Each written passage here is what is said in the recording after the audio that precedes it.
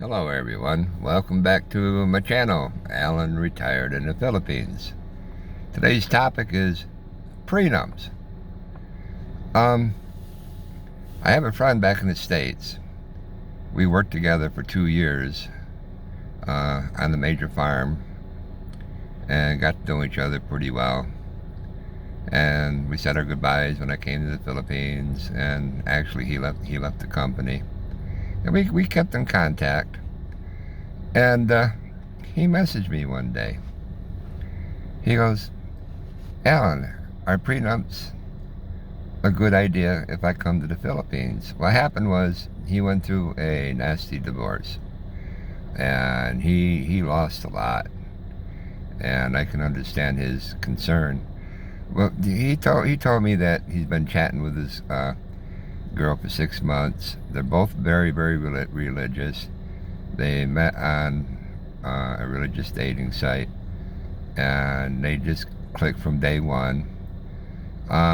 He's 62, she's 32, 34, somewhere around there. There's about 30-year age gap there between them, which is common in this country, which is no issue. A lot of successful relationships with age gap. That's just the way it is here. Which is a different topic in a different video about age gaps. Anyhow, right off the bat, when he talking about prenups, it sounds like that he wants to get married when he gets here. So he wants to buy land and to build a house. And of course, I told him, well, foreigners cannot own land, but you can legally own a house. He says all the more reason to have a prenup. Well, he asked about different lawyers and stuff. Well, I gave him some different agencies, C&G, this and that, to go ahead and talk with him, get some advice. But I told him, he really didn't like my response. Well, first of all, you haven't met this person, in person yet, to where you decided you should get married. You should spend some time with them, live together, and before you get hitched up, and well, they plan on living together as soon as he arrives. I think January, February. Anyhow, I told him, he says that he hasn't mentioned prenup to her yet. I said, well, don't, because I talked to my wife about this, and I said, honey, if I was in the States, here we are having plans to get married. What if I told you I wanted a prenup? She replied, well, you just stay in the States, she says, which I don't blame her. These women want security,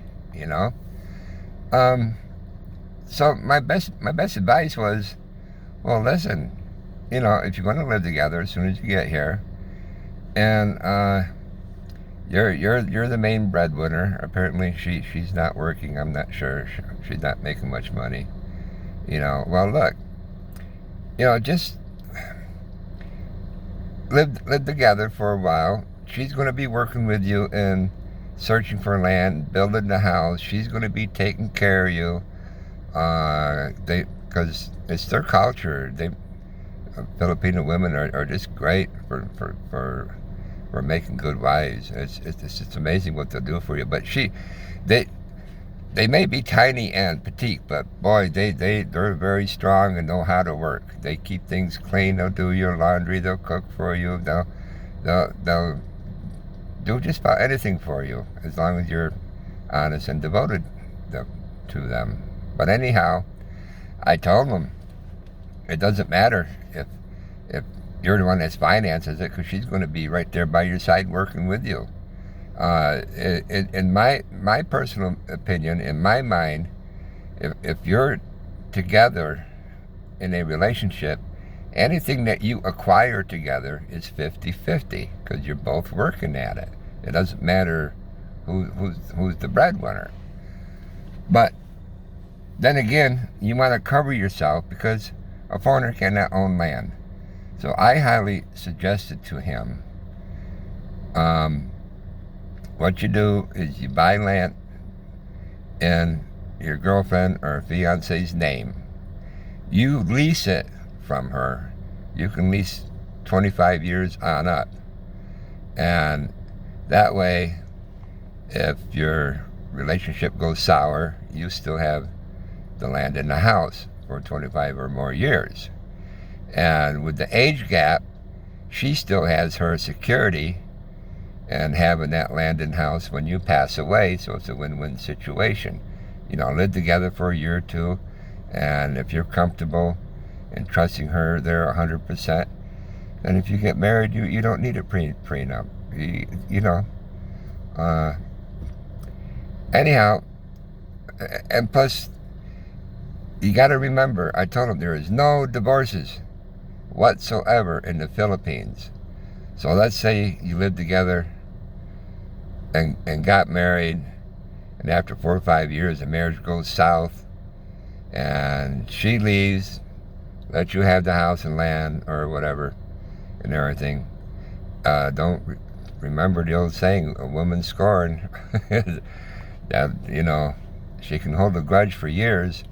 Now you won't be able to date or get into another relationship because there's no divorce in this country. Now, adultery laws are very strict. I've seen many people went to jail for committing adultery.